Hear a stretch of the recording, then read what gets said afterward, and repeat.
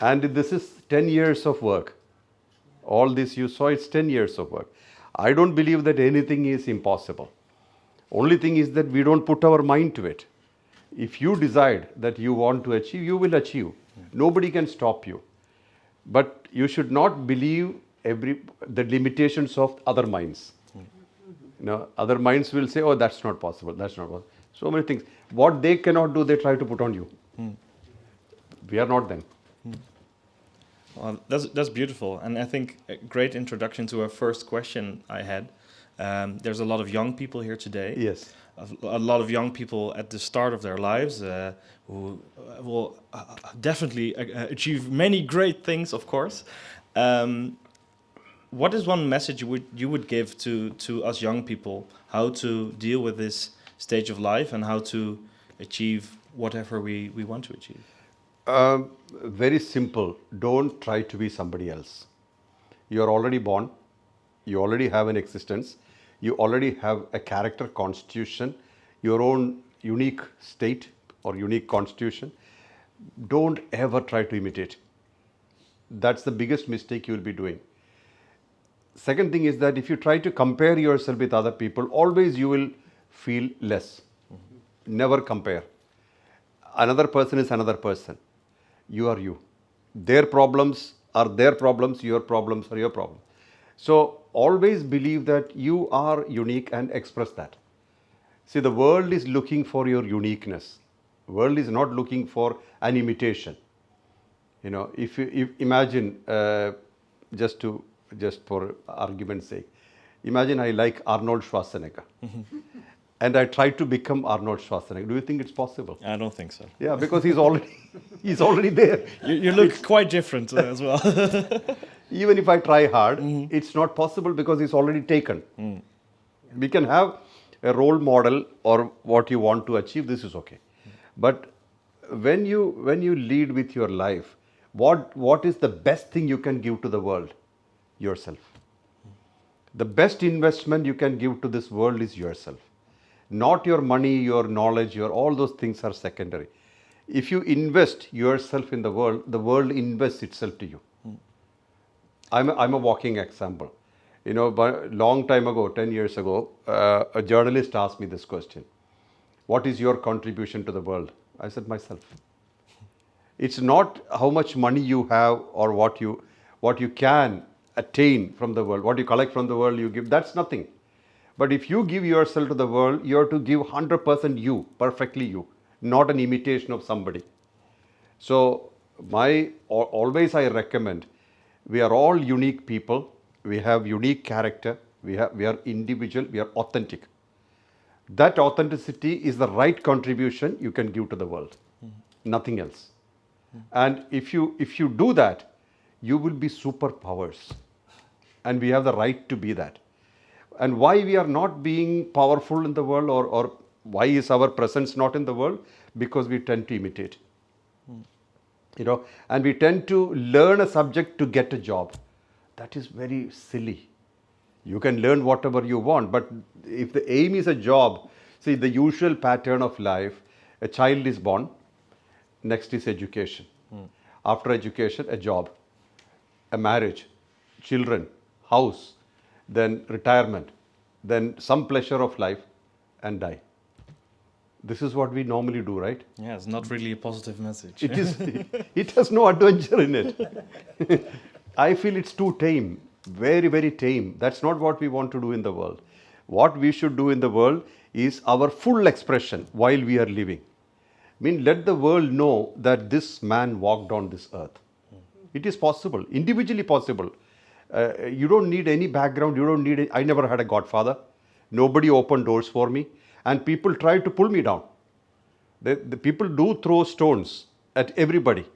So expect all that. But nothing should stop you. People try to tell you can't do it. People throw stones to see if you will fall. All these things are part of life. But don't stop. Don't stop until you keep moving. And if you have that fire in you, nobody can defeat you. Nobody can defeat you. And it is not to prove something to the world. It is to have a great life. You have nothing to prove to the world. See, world has only two ways of looking at anybody. Either they accept you or they reject you. Either they love you or they hate you. Both are okay. Not everybody should love us, nor anybody should hate us. Some people will love you, and that's all you need. Well, these are very valuable things for life in general, I think. At the moment, we're sitting in a university of applied sciences, where, I don't know, is anybody else from this university? Yeah, quite a few. I don't know if you recognize this, but for me, the focus is always on you get your education for your profession later in life. You're educated towards your profession, what you're going to do as your job. What role do you think education has to play in this bit of personal development? Education limits us. It sets boundaries. What you need to do is to know yourself. In this lifetime, the best education is self-education. You need to know yourself. What am I? What are my aspirations? That means you should start feeling yourself. You can learn anything you like to perfect that feeling. That education is strength for you. Education for a job is weakness for you. Because you're learning something, get a degree, get a job. This is always a weakness. Maybe you get some salary, or you get some, maybe you're an entrepreneur. All those things are fine. But expression to the highest order, you need to connect to yourself. You need to spend time with yourself, feel, hey, what is this thing about? What am I? What will make you feel expanded? What will make me feel stable, expanded? That's important. Then you study accordingly.